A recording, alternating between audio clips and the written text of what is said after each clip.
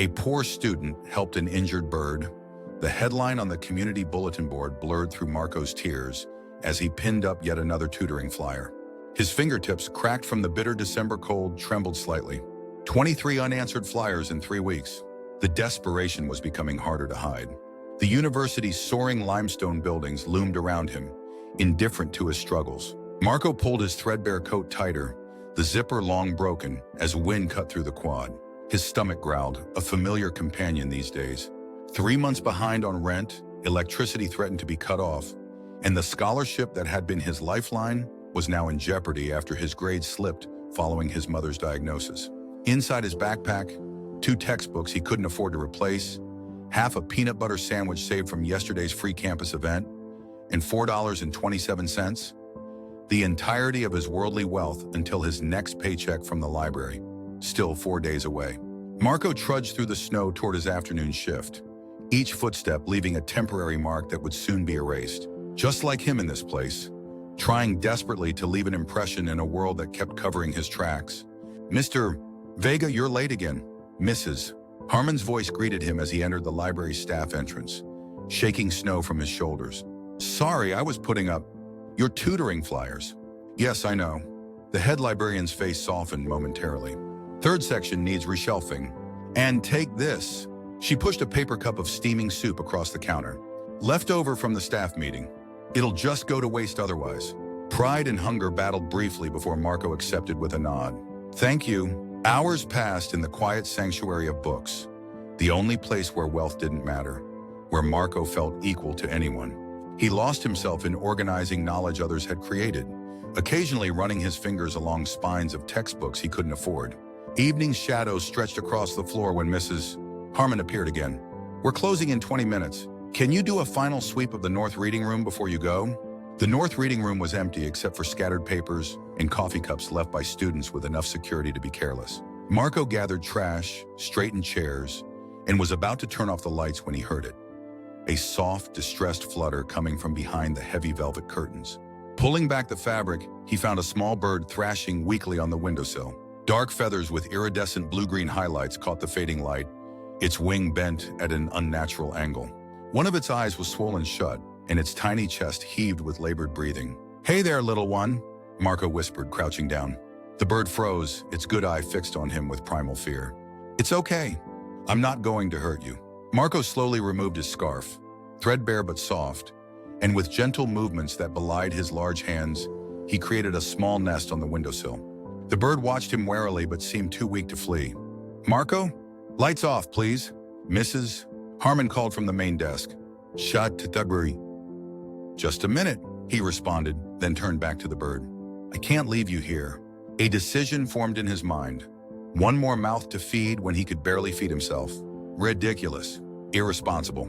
And yet, looking at the creature's desperate situation, Marco recognized something of himself. With careful movements, he wrapped the scarf around the trembling bird, creating a small bundle that he tucked inside his coat. The tiny heartbeat pulsed against his chest like a second heart. "All done," he told Mrs. Harmon as he passed the front desk, one hand protectively over the lump in his jacket. "Are you feeling all right? You look flushed." "Just tired." "Good night, Mrs. Harmon."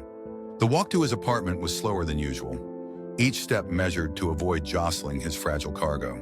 The small one-room basement apartment that had once seemed like a miracle of independence now felt like a prison of poverty. The air inside was nearly as cold as outside. He kept the heat at 55 degrees to save on bills. Marco placed the scarf bundle gently on his desk and unwrapped it under the single lamplight. The bird looked even worse, clearly illuminated. Its plumage, though extraordinary with unusual markings and color patterns he'd never seen before, was matted with blood in places. The wing definitely broken. "I don't know much about birds," Marco admitted aloud, voice filling the empty room. "But we can figure this out together."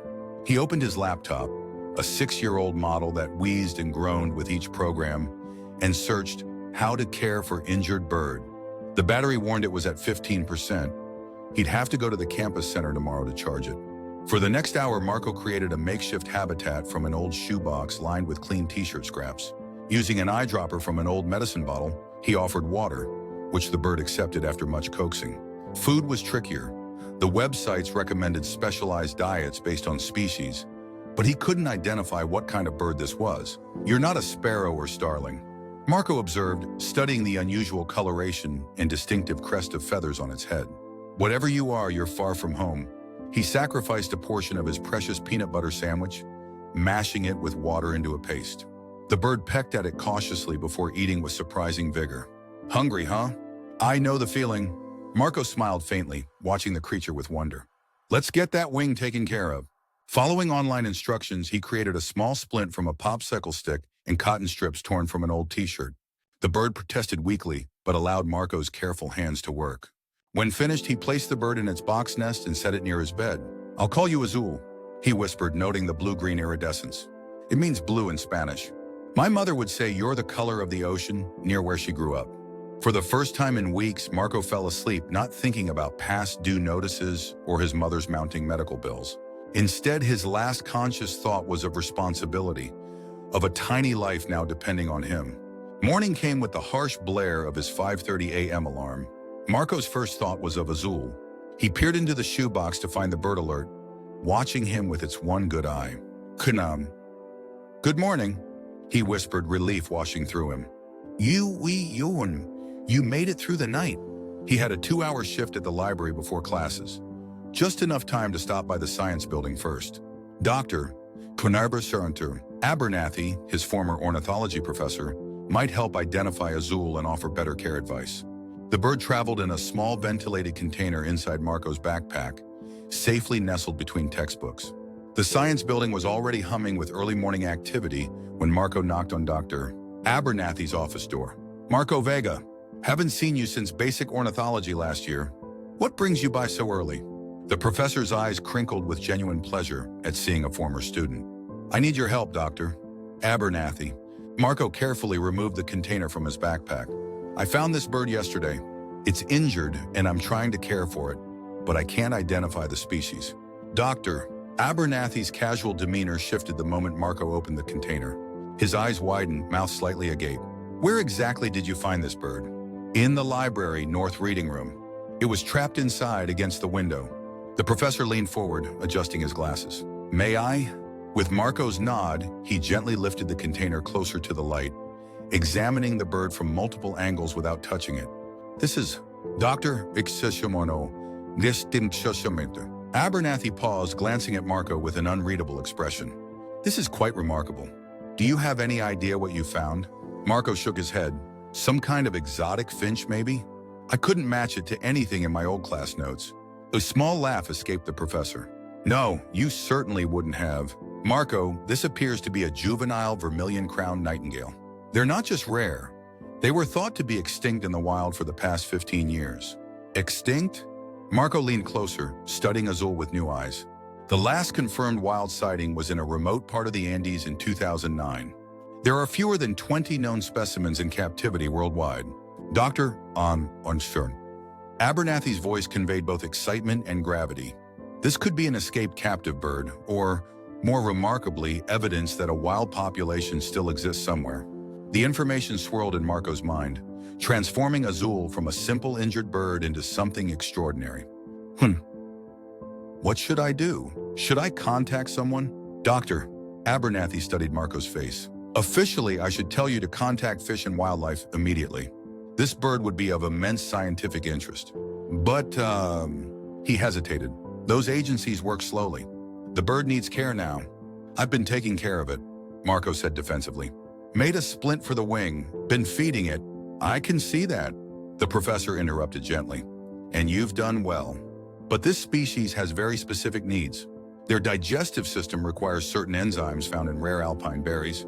Their rehabilitation is complex. Marco's heart sank. Of course, he wasn't equipped to care for something so special. His life was falling apart. How could he possibly be responsible for a miracle? There are private collectors who would pay. Dr. Warren. Abernathy paused, choosing his words carefully. A substantial amount for such a specimen. Millions, potentially. The word hung in the air between them. Millions. More money than Marco could comprehend. Enough to pay off his mother's medical bills. Enough for him to finish school without constant anxiety. Enough to transform his entire life. But that would be illegal. Dr.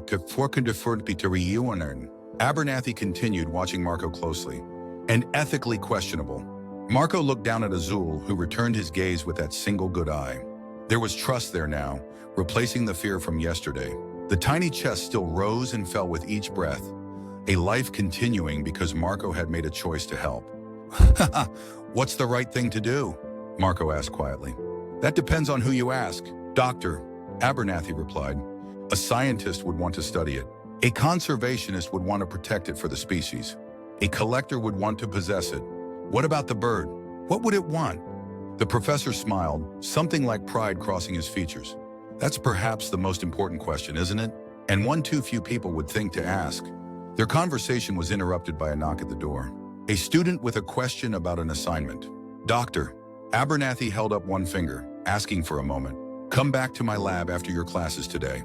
I'll help you properly care for it while you decide what to do next. And Marco, he lowered his voice. Don't tell anyone else about this bird. Not until you're certain of your path forward. Throughout his classes that day, Marco's mind was elsewhere. The weight of his new knowledge pressed on him from all sides. It seemed cosmic irony.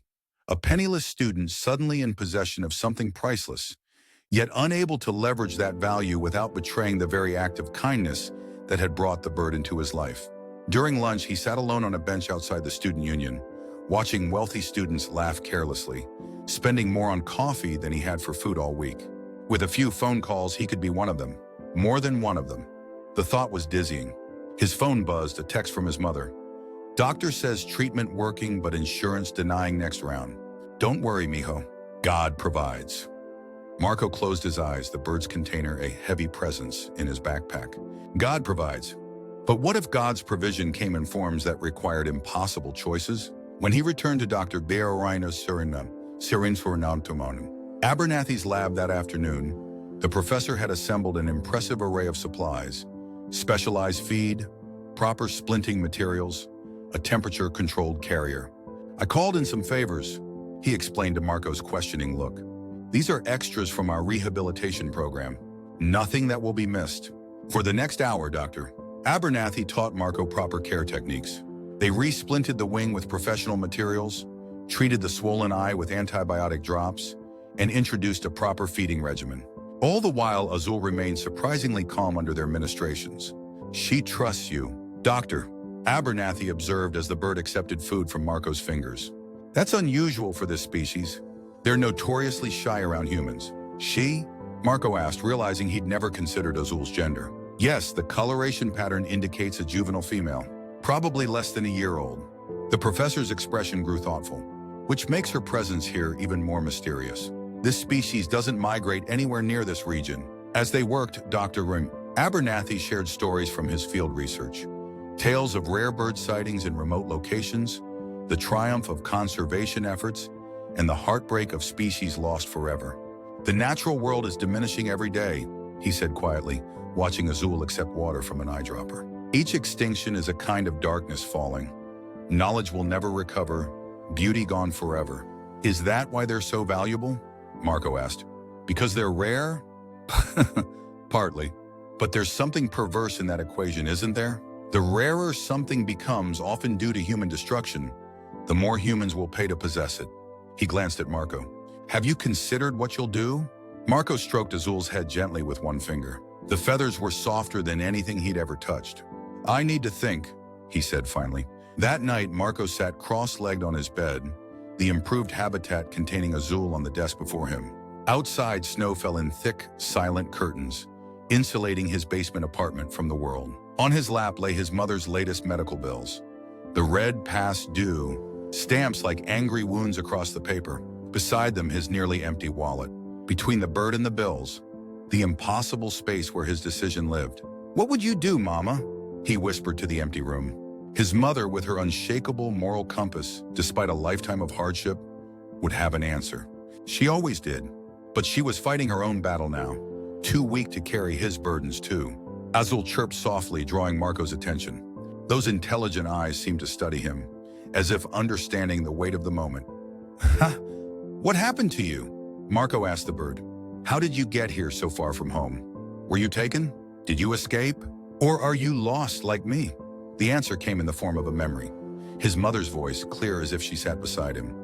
We don't own the miracles we witness, mijo. We're just lucky enough to see them for a while. Marco pulled out his phone and began to research. Really research beyond the care instructions he'd focused on earlier. The vermilion crowned nightingale was not just rare, it was a keystone species in its native ecosystem. Its peculiar feeding habits spread seeds that wouldn't germinate any other way. Its disappearance had triggered cascading ecological effects. Scientists had been searching for evidence of surviving wild populations for years. If Azul truly represented such evidence, her value transcended money. She was hope for an entire ecosystem. By morning, Marco had made his decision. He texted Dr. Abernathy asking to meet again. The professor was already in his lab when Marco arrived, as if expecting him. "You look like you haven't slept," he observed. "I haven't," Marco admitted, placing Azul's carrier on the lab table. "But I know what I need to do." He outlined his plan. They would notify the proper authorities, but on specific conditions. The bird would remain under their care during recovery. Any research would be non-invasive. And most importantly, if a wild population was located, resources would be dedicated to its protection, not just study. "You understand what you're giving up?" Dr. Abernathy asked quietly. Marco nodded, thinking of the collector's millions that would never be his. "I'm not giving up anything that was ever mine to take." Dr. Abernathy smiled. "I hoped you'd see it that way. Because I have a proposition for you." He slid a folder across the table. "The university has a special grant for students assisting with significant research. It's not millions, but it covers tuition, provides a modest stipend, and offers academic credit." Marco stared at the folder, not comprehending. "You're offering me the grant?"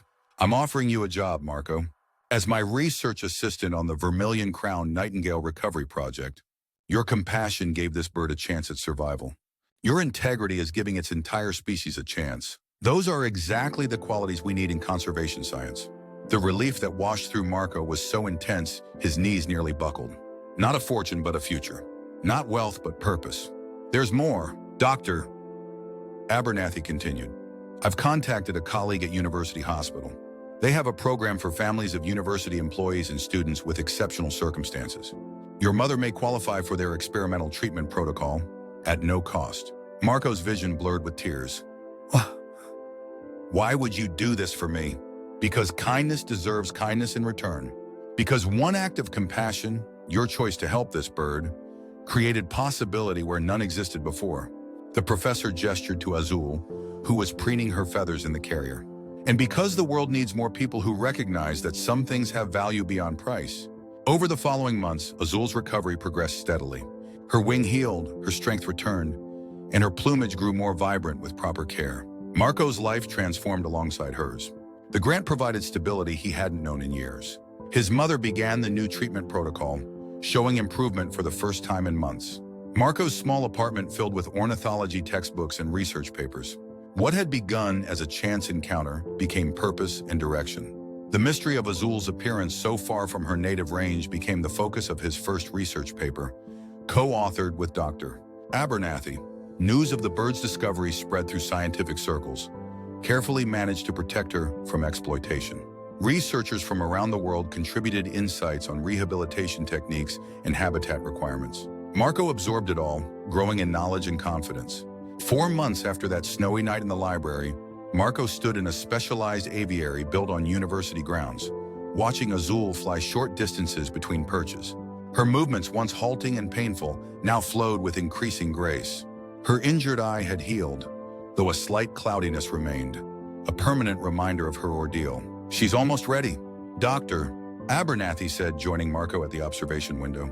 Marco nodded, feeling both pride and a growing ache. "The expedition team leaves next week?" "Yes. The satellite data and historical sightings suggest the remote valley we identified might harbor a surviving population. If we're right, she'll have a home to return to. And if we're wrong, Dr. Abernathy placed a hand on Marco's shoulder. "Then she'll remain in the recovery program, and we'll keep searching. Either way, because of you, she has a future. And so does her kind."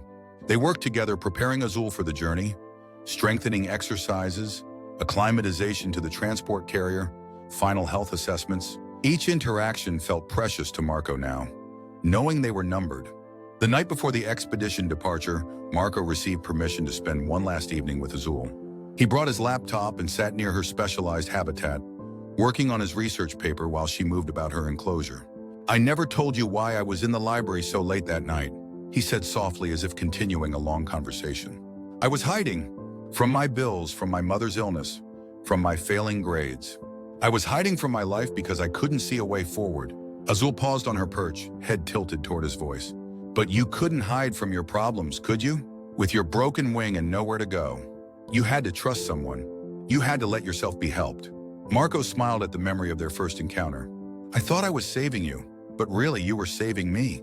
In the quiet laboratory, illuminated only by his laptop screen and the soft night lighting of the aviary, Marco completed the conclusion of his paper. Not just an academic examination of an endangered species, but a testament to how value transcends price, how compassion creates possibility, and how saving another can sometimes save oneself. Dawn broke clear and cold on departure day. The expedition team, 3 ornithologists, a local guide, and a conservation filmmaker, gathered with their equipment. Marco helped transfer Azul to her specialized travel carrier, designed to maintain optimal conditions during the journey to the South American Research Station. "Ready to go home, Azul?" he whispered, offering one last treat from his fingers, which she took gently. He could have sworn she lingered a moment longer than necessary, her bill resting against his skin in what felt like farewell. "Dr. Abernathy approached as Marco sealed the carrier. "The university press office is outside. They want a statement about the project. As primary caretaker, would you like to speak?" Minutes later, Marco stood before cameras and microphones, Azul's carrier carefully held in his hands. Looking into the lenses, he found himself thinking not of scientific protocols or conservation statistics, but of one snowy night when a poor student helped an injured bird. "This isn't just about saving one species," he said, voice clear and confident in a way it had never been before. "It's about recognizing that sometimes the most valuable things in our world are those we choose to protect rather than possess. This bird's worth isn't in what someone would pay for her, but in what her existence means for our planet and for future generations." As the expedition vehicle pulled away, Marco stood watching until it disappeared from view. Dr. Abernathy joined him in silence for a moment before speaking. "The department approved your research proposal for next semester. If you're still interested in joining the field team." Marco turned, surprise evident on his face. "The field team? In South America? Someone will need to continue monitoring Azul's reintegration, assuming we locate the wild population. Your connection with her would be invaluable to the process." The professor smiled. "Plus, your mother's doctor thinks the climate there might be beneficial during her recovery period. The university has housing near the research station for visiting scholars and their families." The possibility unfolded before Marco, not just continuing his work with Azul, but bringing his mother to heal in the place of her ancestors, near the ocean she always described to him in stories. "I don't know what to say," Marco whispered. "You don't need to say anything. Just keep doing what you've been doing, making choices based on compassion rather than convenience." Dr. Abernathy gestured toward the direction the expedition had gone. "After all, that's how this whole journey began, isn't it? With a simple choice to help." 3 months later, Marco stood on a mountain ridge in the Andes, his mother beside him, her strength visibly returning in the clear alpine air. Through binoculars, they watched a flock of vermilion-crowned nightingales flutter between flowering trees in the valley below. Among them, distinguishable by the slight cloudiness in one eye, was Azul, fully integrated into the wild population that had, against all odds, survived in this remote sanctuary. "Look at her fly, mijo," his mother said softly, squeezing his hand. "So beautiful and free." Marco nodded, unable to speak past the tightness in his throat. The bird that had once been small and broken in his hands now soared with her kind, her iridescent feathers catching the sunlight as she released calls that echoed across the valley, sounds that had nearly been silenced forever. His mother, following his gaze, added, "You know what my mother always told me? The most valuable things in life are those that, when shared, multiply rather than divide." Below them, the birds continued their dance through the trees, living proof of her words. Value multiplied through sharing rather than hoarding, through protection rather than possession. In his pocket, Marco carried a small feather that Azul had shed before her release, not as a trophy of ownership, but as a reminder that sometimes the greatest wealth comes from what we choose to let go.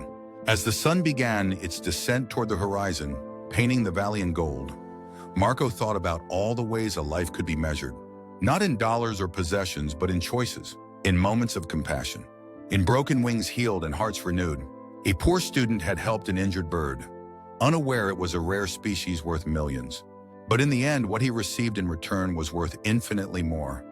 A future rewritten, purpose discovered, and the quiet certainty that sometimes the most valuable currency in the world is kindness freely given, expecting nothing in return.